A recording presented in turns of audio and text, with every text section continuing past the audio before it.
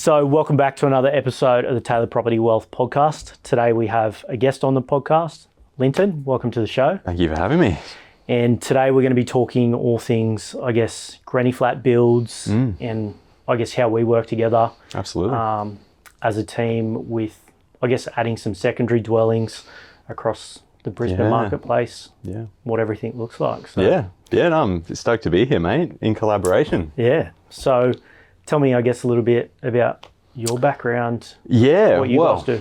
I guess I'm here as a representative, right, in the sense that we are Builders Brisbane, a subsidiary of Wilson Design and Build. Yep.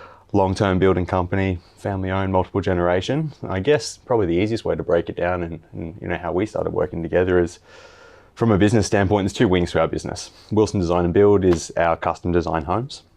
And then Builders Brisbane, which is the side of the business that I'm operating, is effectively our investment wing. So we work with a lot of people like yourself, buyers agents, brokers, investors across the board. So Builders Brisbane effectively works and has become very ingrained into the fabric of the investment space in Queensland for quite a while. But as this side of the business, effectively what we're doing is helping investor clients develop strategic assets that have a goal in mind. So we do a lot in the space of secondary dwellings. We do dual occupancies, we do duplexes, we do investment grade homes, townhouses. But effectively, it's more of the strategy driven builds that we're helping people put together. Yeah. Yep. And I guess for me, as a buyer's agent, working with you guys, we focus a lot on that due diligence process, purchasing those properties where you can add on some of those secondary dwellings. So it's great to have you guys on board as part of that team to be able to help out and add cash flow, add supply to, a marketplace as well that kind of needs that supply at the moment, right? 100%. The undersupply that we're working with in Queensland is astronomical. But on the investor side, obviously, it affords an opportunity, right?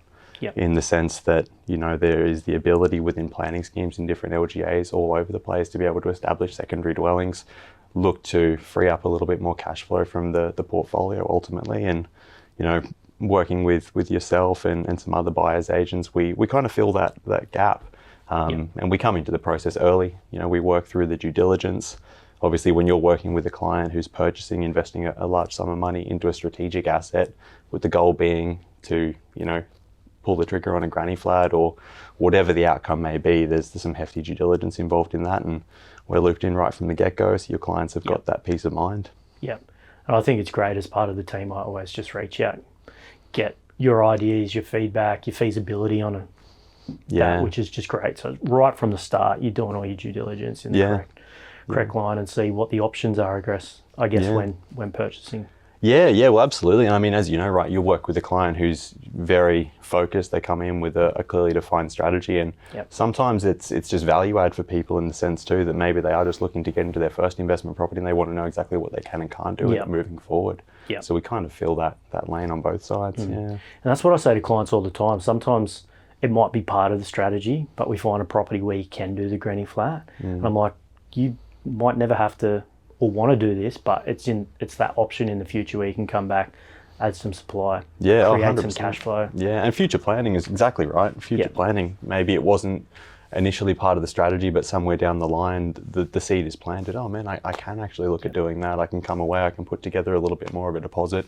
I can go and pull the trigger on a granny flat. I know approximately what that's going to look like, how it's going to come together, roughly what it's going to cost and what that yield's going to look like. And then obviously they can sit with you and plan that move in the future. But it's really, really exciting. Yeah.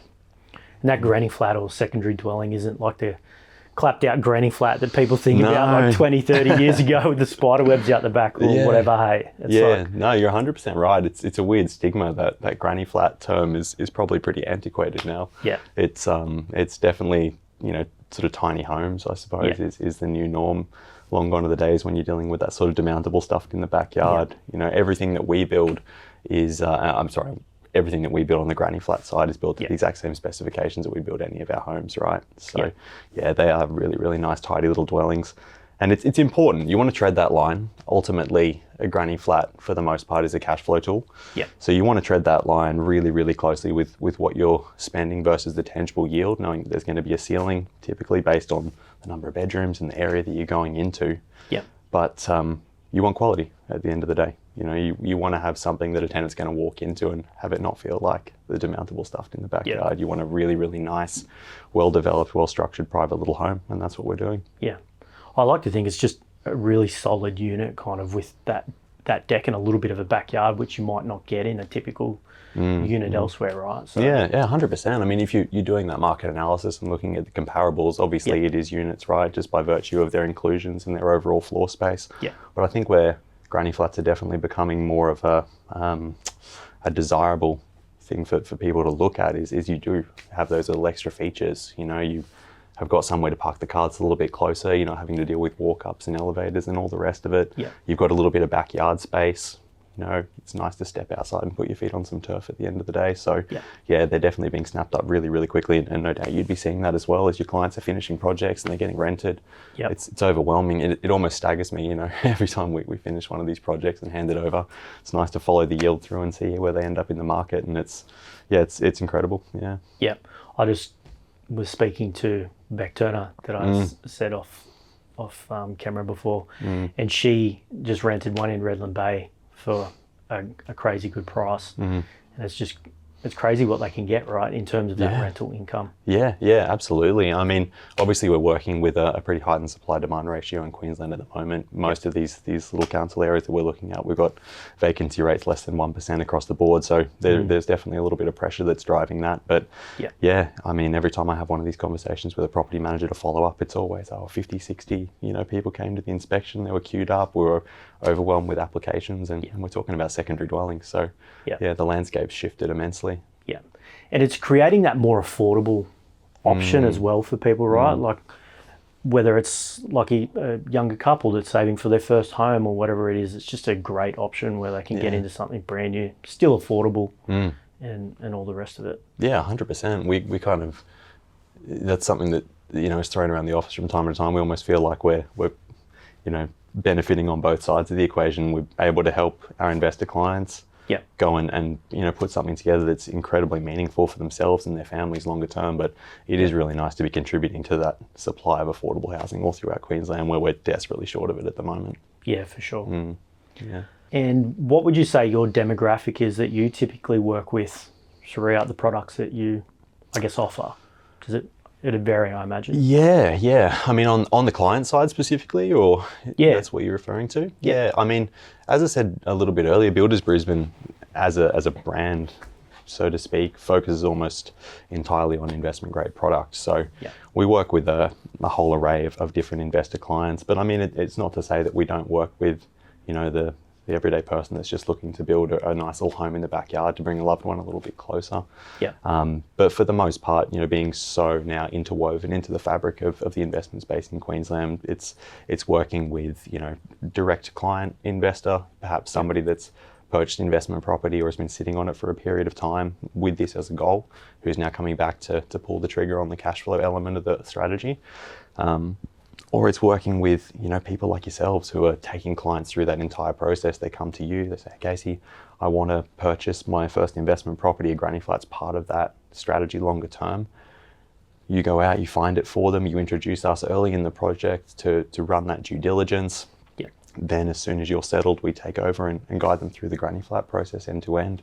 So I suppose there's a little bit of variance in the sort of clients that we're working with, but the commonality for the most part is that they're investment type clients. Yeah, I love it. And I guess there are some changes on a state level that are kind of being looked at. Yeah. And then different local government areas as well making some changes that are going to come through. Are you able to kind of touch on the state government stuff? Yeah, Queensland for a long time has sort of been the Wild West when it comes to granny flats, in that, we don't have a defined statewide policy in the same way that you see in New South Wales and Victoria. So a lot of the discretion as to how granny flats are executed has been put in the hands of the individual council areas or the LGAs, which means as you're traversing around, you kind of have to be a bit of an expert, especially, as you're buying for clients in multiple areas with different budgets. But it's not to say that, a granny flat in Logan City Council is the same as Redland City Council or Brisbane or Morton. It's very different across the board. And it does vary up and down in terms of, specific site requirements, granny flat specifications, usage terminology. There's a whole array of differences, and navigating that is somewhat challenging at times. But we are possibly we're in the early stages at the moment, but there has been a proposal being put forward by the state government to look at moving to a statewide policy for design standards and usage for granny flats, which is extremely exciting. I think, obviously, as we've touched on earlier, that supply demand is stretched absolutely to breaking point. Yep. So as a state, we need to be looking more in the direction of solutions to be able to provide affordable housing and start to curb the trend a little bit more. So yeah, it's exciting, new information. It's only come out a couple of weeks ago. There's been a proposal put forward, and they're going through those early stages of consultation just to start to gauge some response. Yeah. But yeah, it looks as though we could be moving to a statewide scheme, which would be really, really exciting. Yeah. I think, like you said, it's like we're struggling from that supply point of view. We've got historically low vacancy rates. So it's great that they're starting to be a bit more open to kind of that statewide policy to create some more supply across the board. Yeah, I think the writing was on the wall a little bit, right? As you know, we're sort of existing in this amnesty period at the moment, whereby although you could always build a granny flat in virtually any council area around Queensland, the usage was restricted quite heavily by the individual councils. Some said, go ahead and rent it out separately. That's totally fine. Other councils had restrictions on that. It had to be rented out as, one sort of fixed lease agreement with the existing dwelling, or it had to be rented out to associates of the people living in the main dwelling. So we are living in this amnesty period at the moment, which runs through until about September of 2025, where the state government stepped in and said, look, we are desperately short on housing for the next 3 years. Go out, build granny flats, knowing that if you do in that space and time, the rule set will be grandfathered, and as will the usage, and you'll actually be able to rent that separately. So when they did that, we started going, okay, this might be sort of foreboding as to what's coming. And obviously now that we've seen this proposal put forward, it looks like we may be moving to a statewide policy. Obviously super exciting on the investment front. Yeah, for sure.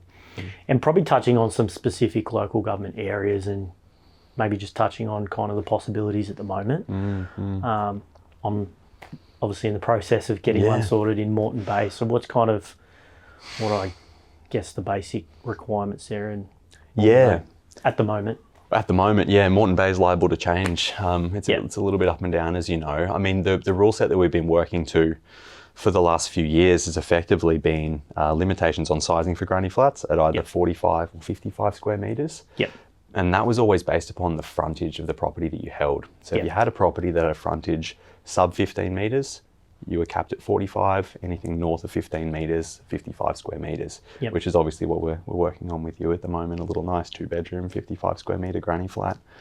So that's what we've been working towards in Morton Bay. I mean, obviously, if these state changes come to fruition, we could be looking to see that cap increased, which is really exciting. But at the moment, 55 square metres, they're probably one of the more restrictive council areas when it comes to granny flats at the moment.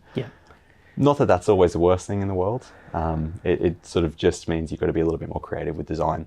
So over the years, we've worked with different property managers, different buyers agents. We've gauged feedback from tenants, and we've crafted designs that work inside those limitations and ultimately are received really well. Because you've got to think about it from like the local government area and what you're allowed to do, but then on the flip side, you need to make that appeal to the tenant right at the end of the day, because there's no point creating a product that no one wants to rent. So absolutely, it's finding those balances between everything, isn't it? 100%. 100%. There's definitely a lot of follow-up and research, I suppose, that goes into it. Obviously, we design everything in-house as well. It's full design build.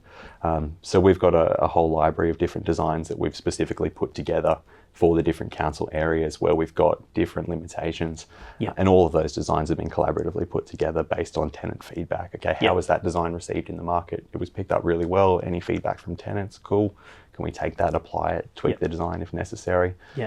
Ultimately, you just want to be constantly putting out product in the market that is strategically driven to give the best outcome for obviously the tenants, but also for our investor clients at the end of the day, knowing that granny flat is a cash flow tool. You want it to be received really well. And I'm a big believer of those small 1%ers. So if you can make those small 1%er changes to appeal to tenants and get the best out of the product, it's awesome. Absolutely. We wouldn't be doing our job correctly if we weren't putting the focus on it. And with Morton Bay at the moment, so there is the restriction around the occupancy.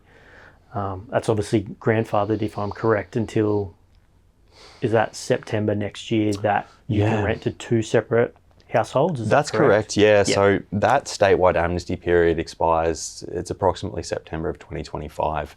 And it was tabled at the time when this amnesty period was put into place that at the end of that 3-year window, Yep. there would be some impact studies sort of performed on the state level, looking at each of the individual council areas just to, I guess, receive feedback, see how the introduction of separately rented granny flats affected those areas. Yep. After which time they would look at, whether or not they would move to a statewide policy, or whether they would elect to put the usage terminology back in the hands of the individual council areas. Yep. And that's kind of where we're getting to now. And obviously the proposals come through for a statewide policy. So I think the due diligence is happening across the board. Yep. And then we'll see an outcome hopefully quite soon.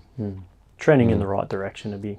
Well, fingers crossed. Positive. I mean, I think we're screaming out for solutions for affordable housing, right? Yep. So, yeah, I think that's ultimately the direction that we'll end up taking, or at least I really hope so. Yeah. And that's, it's like a solution to be able to help alleviate the rental crisis, add supply that we desperately need. Absolutely. So, yeah. I think it's a positive. I guess going to just a couple of other local government areas and their requirements, Ipswich City Council, kind of what their guidelines are now and what they're changing what's to. coming, hey? Hopefully soon. State of flux. I know this is a constant conversation between you and I, and me and all of our clients who are holding investment property in Ipswich at the moment. Yeah, look, Ipswich has been probably one of those council areas that has been a little bit more restrictive when it comes to granny flats, in that the requirements were high and what you could develop was quite small. So at the moment still, obviously we're waiting for a new planning scheme to be officially signed off in Ipswich. But at the moment in the Ipswich Council area, they do require a slightly larger block. It's a minimum of about 800 square metres to develop a secondary dwelling that's capped at 50 square metres, 1-bedroom configuration. So it is a little bit more limited. Having said that, we've built many 1-bedroom granny flats in Ipswich over the years, and ultimately they are picked up and rented quite well. They're a great functional little design, but excitingly, obviously what we've seen introduced with the new planning scheme that we're waiting to have signed off, it's past consultation, it's at those final phases now, is increased caps across the board. And that's obviously really exciting, going from 800 square metres to build 50 to now a new sliding scale where the size of the property is going to determine ultimately how big of a granny flat you can build. We're looking at 450 to 600 square metre properties. You'll be all clear to build a 60 square metre granny flat, which is a really good functioning 2-bedroom size. Properties from 600 to 800 square metres, you'll be eligible to build 90 square metres, so again bigger. And then 800 plus blocks will be clear to build granny flats up to 120 square metres under the new planning scheme, which is huge. That's small house territory at that point. It is really, right. It's really like exciting. 3-bed, 2-bath. It's a decent sized property. Absolutely. And with that property, it's going to obviously have a separate yard, separate fence, separate metering as well. So although it's on the same title, it's going to be completely separate to that established dwelling at the front, right? Absolutely. And I mean, that's an important distinction too, in that a secondary dwelling is effectively that. It's a secondary dwelling in that it will always be secondary to the existing on the property. When you're developing a granny flat, it's not a separate entity that can be titled or sold separate to the existing home, which is why in the investment space we just often refer to them as a cash flow tool, because they are effectively that. But in the way that you set them up, absolutely. You look at incorporating separate electrical meters, sub-meters for water, subsequent connections for NBN. So to all intents and purposes, the granny flat is running entirely separate to the existing dwelling, which makes it easier for property management, far easier for tenants to manage. And then from a design standpoint, absolutely, there's some best practice that you should look at following. You really want to, as best you can, avoid the notion or the feeling that there's just a separate home stuffed in the backyard and you've got that sort of cross collaboration between tenants all the time. So if and when you can, absolutely, dividing fences always. You want to try and create the perception that it is a neighbouring dwelling, more so than that granny flat in the backyard. So define separate access points, functional privacy as best you can. On a site-by-site basis, the articulation of the granny flat, even down to the small things like windows, making sure you don't have that crossover between tenants as best you can. It's a well thought out thing, super private, even though they're both there. Absolutely, I mean, it's sort of that set and forget model, right? Especially on the investment side. Put together a really good, well thought out site plan, don't rush through it, come up with a good concept, work through amendments, bring your property manager into the equation, review the plans together, garner that feedback before ultimately we set on something and put forward and build it. That way it's all set up, it's separate, and away you go, you can let it do its thing. It's a lot of moving parts, a lot of people in the team to be able to get it all right from all different perspectives, right? Yeah, I suppose so. I suppose so. But I mean, always you want the outcome to be meaningful, right? Yeah. And that takes a little bit of time to do that sometimes. You got to do it right. For sure. But working together in the way that we do, I think we achieve that really well. You know, we're bought in from day dot. From the moment you first go under contract on that property, you've passed it through all of your checks to understand that it is definitely possible to get a granny flat on there. You bring us in, we conduct that due diligence, we put together concept site plans, and then right from the point of a contract being signed, we're looped into that equation so that we have all of that information, and ultimately the granny flat we go on to build, if the client goes on to build, is going to be the best outcome for the site. Yeah.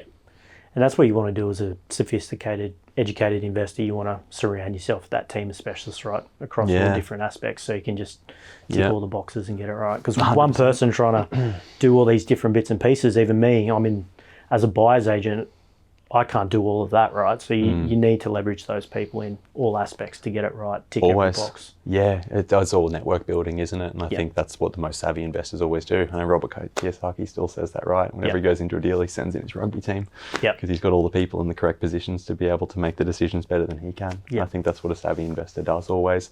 And at Builders Brisbane, we just sort of form one of those roles, right? Yeah, 100%. And quickly touching on, I guess, just one more local government area is Logan City Council. Yeah.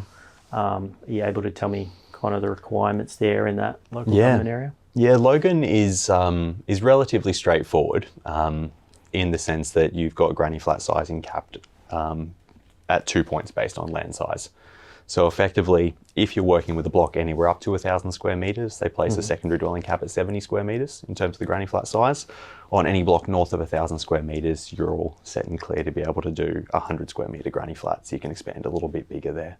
But yeah, relatively straightforward in Logan. Logan is one of those council areas that's always been, quite development friendly and accepting of granny flats. So separate usage has always been something that they've been in support of. But yeah, quite a straightforward council area to work with, and ultimately, one that we're building a lot of granny flats in. It's a council area that has brought in a lot of investors, specifically over the last 4 or 5 years, a lot of which are now leveraging that ability to extend the cash flow by building granny flats. And there's an infrastructure charge there in the Logan City Council, isn't there? Yeah, there is. So Logan City Council does have infrastructure charges, and they're measured against the number of bedrooms ultimately that the dwelling has. Pretty easy to go through and get an estimate directly from Logan City Council just using their hub. But ultimately it does work out to be about $20,000 or thereabouts for infrastructure fees for a granny flat. And you just add that into your feasibility, right? And your numbers. All part of the financial due diligence, right? And that's something that we try to assist people with from the outset. I mean, obviously it's the construction due diligence, going, okay, can we get a granny flat on this site? But going one step further, even if the client's not building immediately, being able to help you out with some sort of preliminary quote so they can go, yep, I can do it. Here's roughly what it's going to look like in form of a site plan, and here's approximately what it's going to cost. At that point in time, you're able to go, cool, yeah, this makes sense. I can move forward right now, knowing what the end outcome and the yield is going to be. Or maybe if I have to shelve it for a couple of years, cool, I can start to run those sums and do that due diligence now, so it's something I can aim for in the future. And that's the thing, right? We have some clients that probably aren't in a position to pull the trigger on the granny flat straight away, but they want to do it in the future. So it is just getting it all in a row now, and then when they are in that position, especially when we see rates drop, their borrowing capacity improves, things will jump up a bit, and then they've got the capacity to go and lend the funds and get that cash flow injection into their portfolio or the one property or whatever it looks like. 100%. And for that interim period, just sleep soundly, knowing that the property they've invested their money in for the time being is going to allow them to go ahead and fulfill that strategic goal longer term. And there's no guarantee, right, like that the rules today are the same in a couple of years' time. Well, there's a caveat, it's always subject to change, right? But you can only control what you control, make sure it ticks all the boxes for now. And then you reassess, make sure it still ticks all the boxes in a couple of years. Yeah, absolutely. Yeah, I mean, that's something we sort of have to drill home sometimes, is that councils are always liable to change that position, right? And we do see little amendments to planning schemes here and there, which is why, potentially with a statewide policy coming down the line, there might be a little bit more reassurance in that regard. Bit more clarity, and that'll be nice, structure. More clarity. Yeah. It's just something as an investor, you can't control some things, and it's always something. Yeah. So negative gear, and it always comes back around, the discussion about it. The old property cycle. Yeah. Well, thanks for kind of going through. Yeah, no trouble. I guess, the different options in some of the local government areas in the Brisbane area. I think it's just insightful for investors who are purchasing in Brisbane as the options that you can kind of add to those properties that you are purchasing. No, absolutely, mate. No, it's nice to sit down and talk about it a little bit more. I think, most of the time, knowing is the first part, right? So you can start to shed a little bit more light for some people that perhaps hadn't even thought about that. Exactly right. I'm sure there's innumerable clients that you've worked with over the years that are holding investment properties that are maybe going to start to go, okay, rates are a little bit higher. I need to start looking at increasing that cash flow from the portfolio. What's a meaningful way that I can do that? And starting to introduce more and more people to this concept is a really important thing. So I'm happy to sit down and chat to you about it, mate. Yeah. Thanks, man. Appreciate it. All good. No worries.